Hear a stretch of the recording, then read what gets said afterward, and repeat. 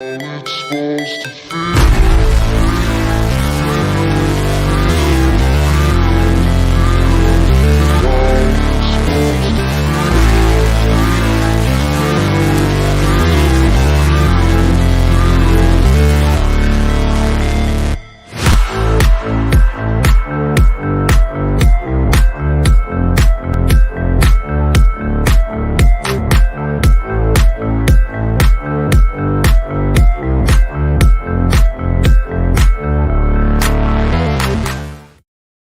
Yo, yo, yo. Welcome to the NS9 Pregame Show on Pittsburgh Baseball Now. I'm your host, Anthony DiNardo. With me, we got Jim Rosati.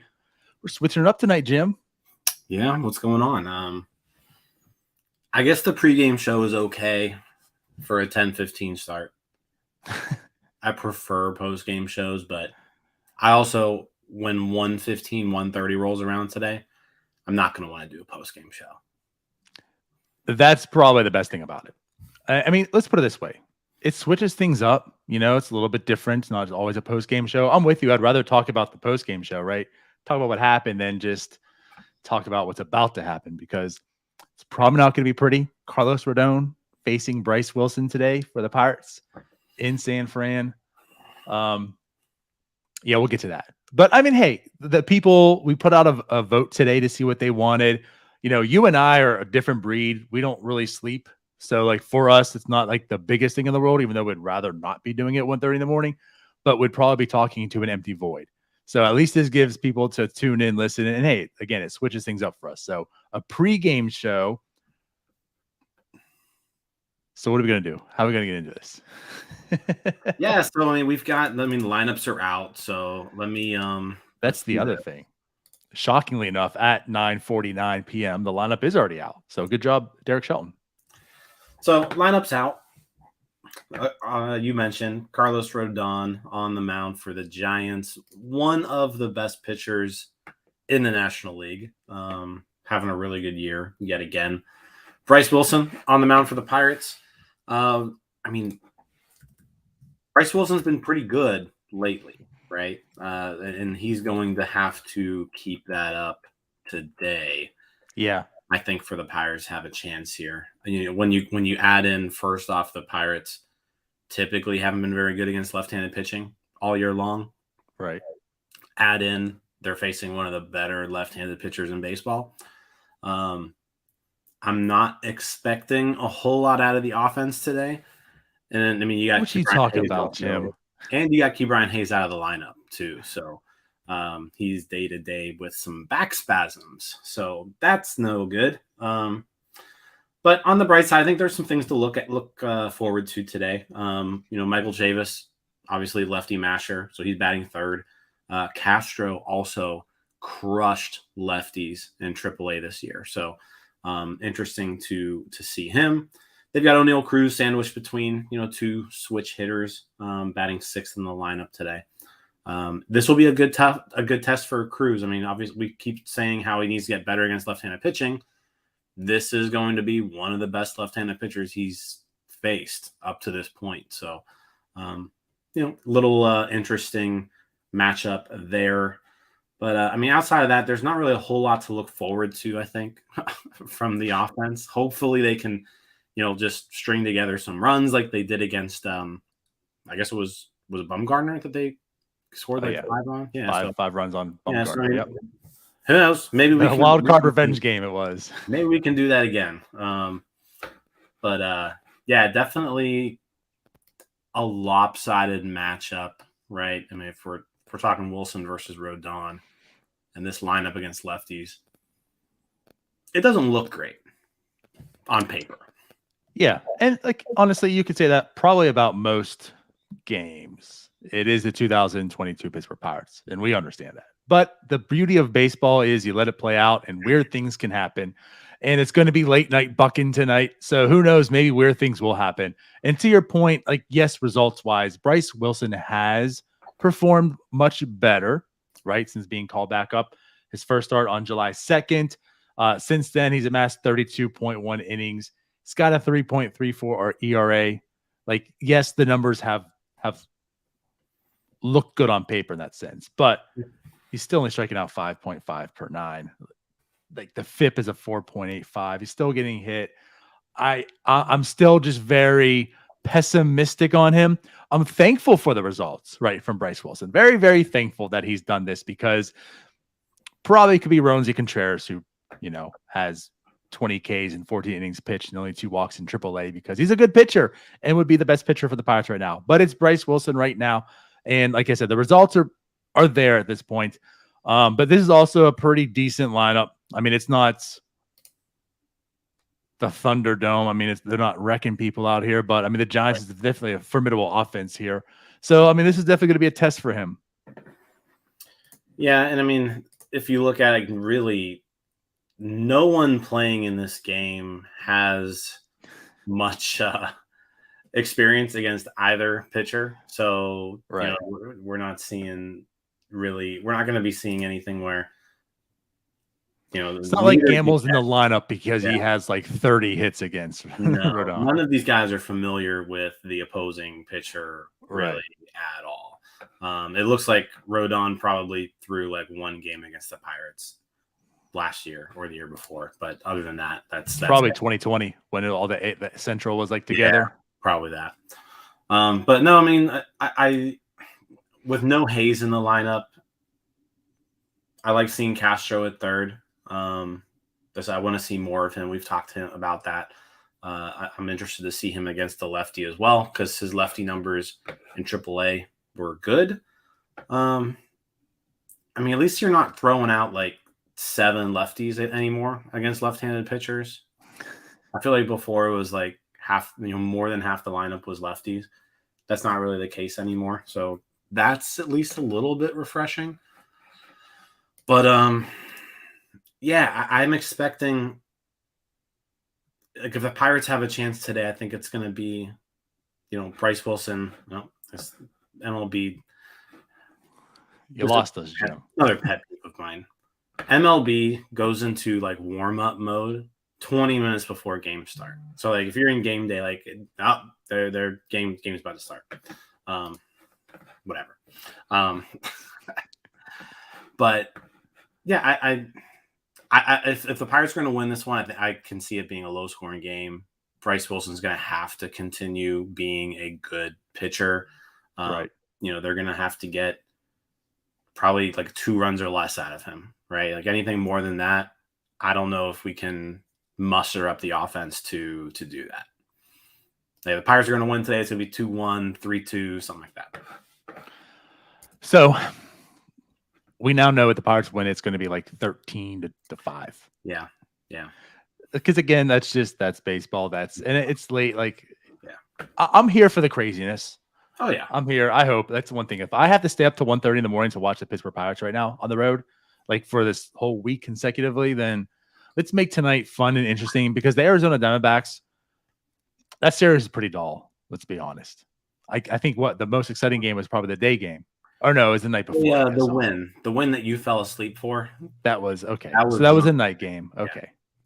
So, but the other 2 were duds for sure. So let's make this one interesting. And I don't even care if the Pirates end up losing in that sense. But like if it's like 33-22, that'll be fun. Let's get actually it won't, because it'll be 4 a.m. when that ends. With some scoring too. That was at least the thing about the Arizona series. Like, there's at least 10 runs scored in each of the last 3 games total. Right. So I mean that's kind of fun. Pirates big underdogs tonight. So if you're a betting person, the Pirates are plus 235 on the money line. Oh geez. Which is pretty crazy. Over under tonight is 7.5, which is pretty low, but I think that's probably something where you could look at that and just play the over. Pirates have been over 7.5 in 4 of their last 5 games. Giants have been over 7.5 in 4 of their last 5 games. There you go. Let's get the NS9 bets. Yeah, NS9 banner up here. I'm not sure what we're doing right now, but so 4 out of the last 5 games, that 7.5 has hit for both of these teams. Hey, we're not here just for the terrible baseball takes. No, we'll help you lose your money too. No financial advice, by the way. But anyways, yeah, that's his thing. Like Carlos Rodon is he's so good. And it's one of those things that hurts because, after the 2020 season when the White Sox were like, adios, the Pirates could have picked them up. And they didn't. So that stings still. What you got going on? What you looking up? Statcast. Carlos Rodon. He's going to throw a lot of fastballs, 61% fastballs on the year, 31% slider. So you're looking at 92% of his pitches are fastball slider.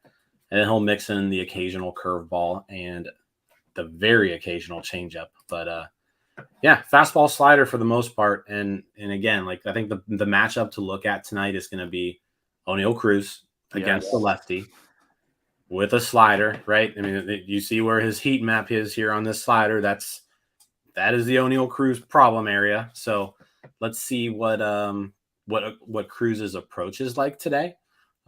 See if he can lay off these pitches that are down here. And if Rodon does hang one like right here, hey, maybe Cruz can hit one in the water tonight. That would be fun. Now that's something, right? I mean, everyone's talking about PNC once he hit into the river, right? But you're in Oracle Park right now. Is Cruz gonna, like you said, jack one into the water? We're gonna see all the boats going in there, like way back Barry Bonds. Yeah, that would be kind of cool. That would be kind of cool. But that's certainly something to look at. So we talk about Cruz a little bit here. I mean, he is batting sixth, so he's not up at the top of the lineup.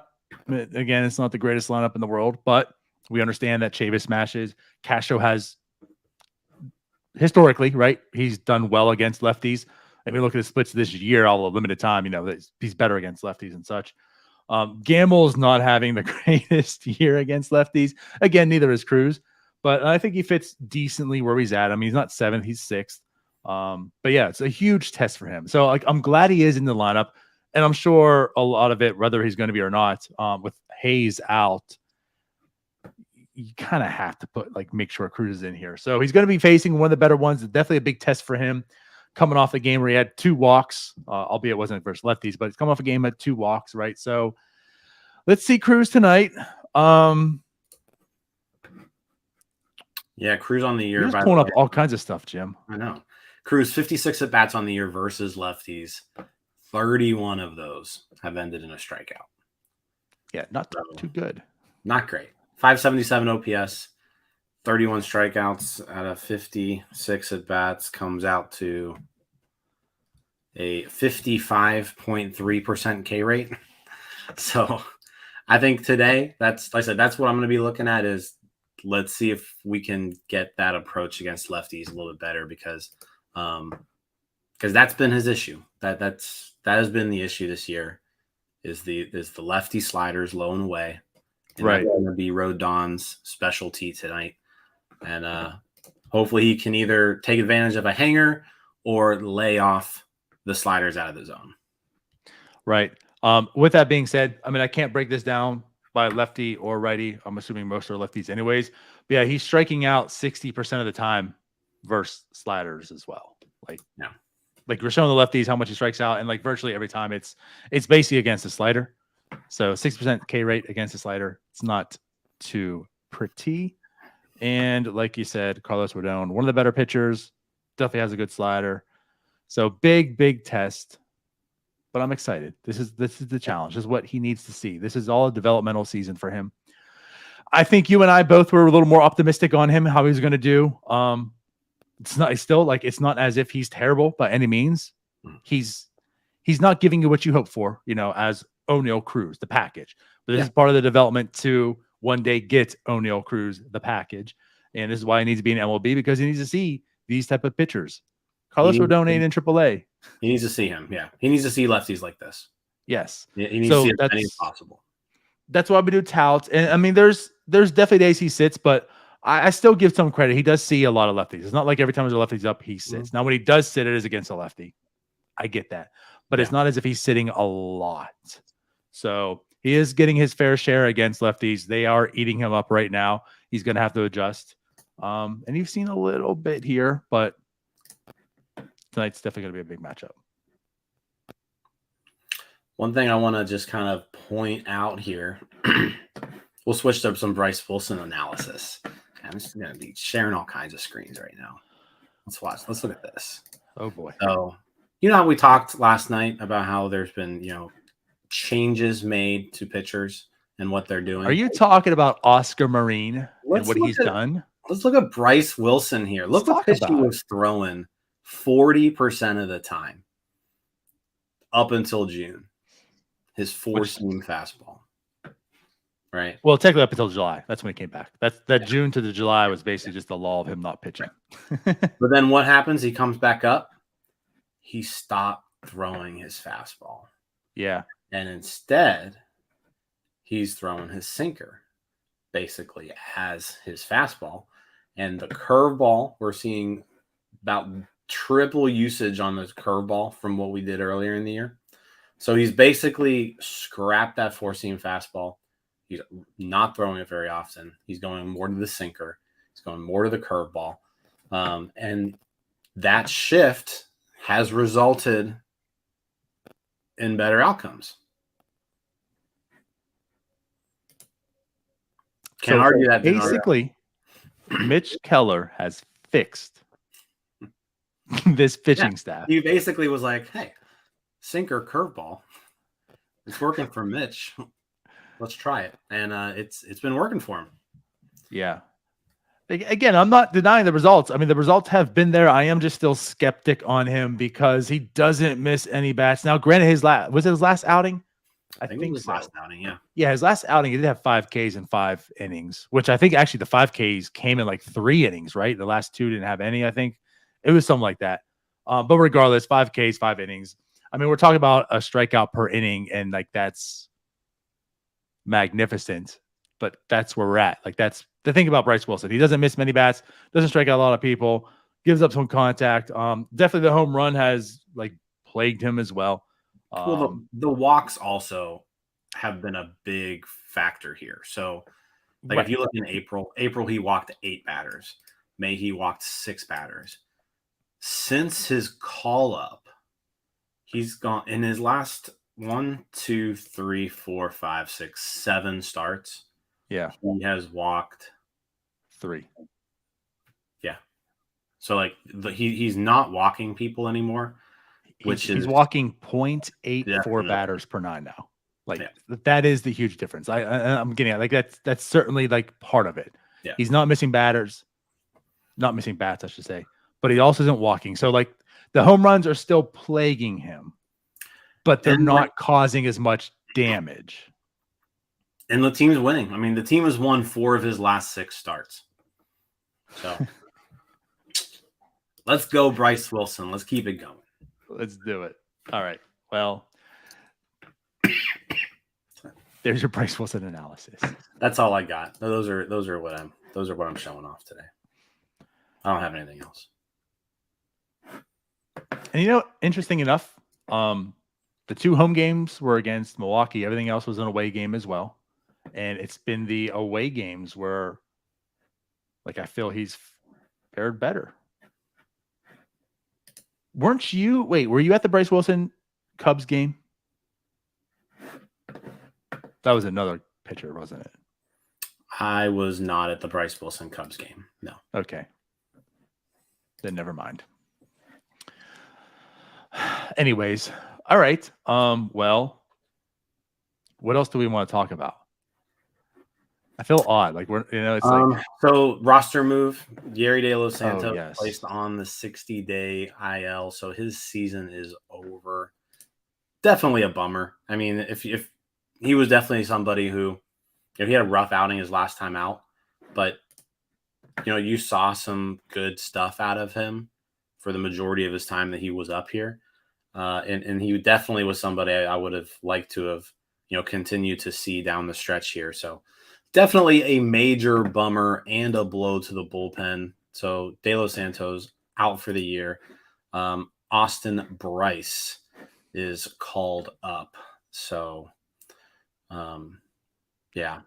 So far in Indy, 34 innings pitched, 4.41 ERA, 10.6 Ks per 9, 3.3 walks. I mean, the Priffs in that sense, but he's Austin Bryce. Like, listen, he's Austin Bryce. There's a reason why he's 30 years old. He's 30 years old. Was in AAA, right? Like, losing Gary De Los Santos is certainly a blow because, for one, just like you said, he was actually a big important part of this bullpen, like very needed, especially now that Bednar's been out injured for quite some time.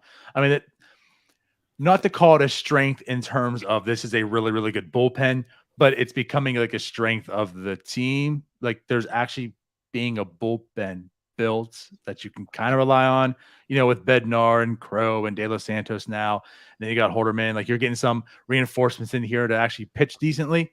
So yeah, losing him is hurtful for the team, but not just for himself. Like, this is a development year for him as well. It's getting him some experience. He now loses that, so it kind of stinks in that sense. And yeah, bringing up Austin Bryce, yeah, yuck. But anyways, this is where we are at, which stinks, but it is what it is. At this some point. quick minor league news too. Nick Gonzalez activated off the IL, so he's back in Altoona. He started today, batted second, played second base. He went 0 for 3 with a strikeout and a hit by pitch. Carmen Majinski also pitched pretty well today for Altoona. 5 innings, 1 run, 6 strikeouts. So number 10 prospect. Yeah, so nice outing from Majinski. For Indianapolis today, they are still in action, but they're up 3-0. But it was also Johan Oviedo's first outing for Indianapolis. So he went 2 innings. They're apparently stretching him out. He started, went 2 innings, gave up no runs, no hits, walked 2 guys, did not strike out a batter. But that was his first outing in the Pirates organization. So just a couple of minor league housekeeping items there. Nice. Yeah, like that season's about to come to an end here soon. How weird that is. They extended AAA, I know. So AAA is placed through AAA, September, but yeah, for the most part. Yeah, I mean, not too much time left in the minor leagues. I don't think any of the Pirates teams are in any sort of playoff contention either. So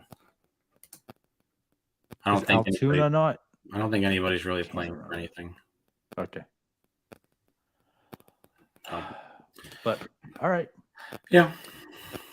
Any other qualms about? I mean, we didn't talk about many other players after Cruz, and I'm sure the bullpen's not looking at many players after Cruz either. But then it does go Allen, Marcano, and Jason DeLay. Greg Allen's in the DH spot because when you think designated hitter, you think of a guy who's batting. I don't have his stuff up here, but pretty bad. So.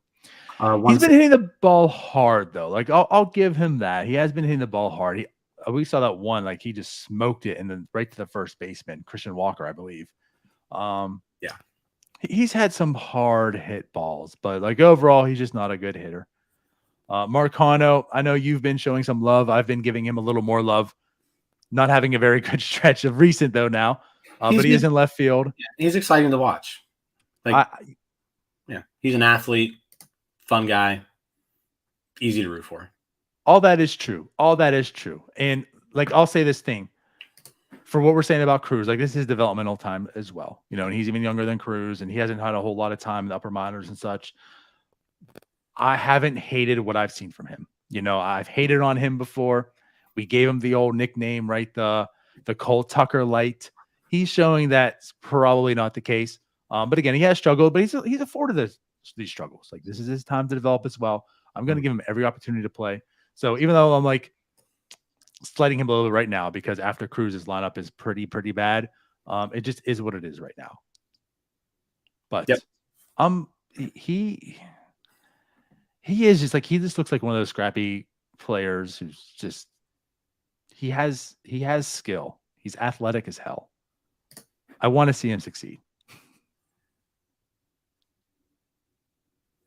No, yeah, I mean, I want to see him play down the stretch here, and the Pirates could definitely use him if he plays well. Like we need somebody here to step up and play well, and he would be a good candidate. Is he a good candidate for what Tyler was talking about as far you talk about fundamentals and defense? And he is a guy who actually plays multiple positions. And frankly, I feel like pretty well. Yeah, he made a blunder in left field the other day. But for the most part, he's looked very good defensively everywhere he's been. Yeah. I mean, he's like an infielder. I mean, a shortstop basically by trade, middle infielder, but like he's been in the outfield and I feel like he plays it pretty competently. I'm sure over time he'll learn it even better. But I think that's a guy that you can say he's skilled in that area too. Yeah. Yep. Cool. He also was developed mostly by another system.